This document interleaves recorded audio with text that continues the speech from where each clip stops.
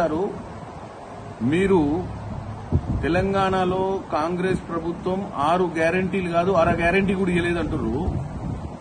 మీరా చెప్పేది 2014-18 మేనిఫెస్టోలో గుండు సున్నా మీరు చేసింది 20% కూడా చేయని మీరు ఈ రోజు నోటికొచ్చిందల్లా మాట్లాడుతుంటే తెలంగాణ ప్రజలు చూసి ఏమనుకుంటారని ఒక ఆలోచన కూడా లేదు. అధికారం కోల్పోయిన తర్వాత నిద్ర పట్టక ఏది పడితే అది చెప్పిందే చెప్పి ఎన్నిసార్లు చెప్తారు?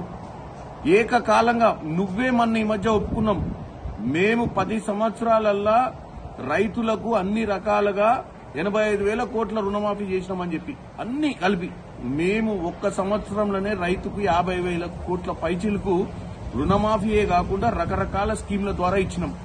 ఓన్లీ రుణమాఫీయే మేము దగ్గర 24 లక్షల మంది రైతులకు 21,000 కోటి మేము ఏకకాలంగా ఇచ్చినాం. మీరు ఇచ్చింది మిత్తి మాత్రమే. ప్రతి సంవత్సరం 5,000 రైతు బంధు కింద ఇచ్చారు.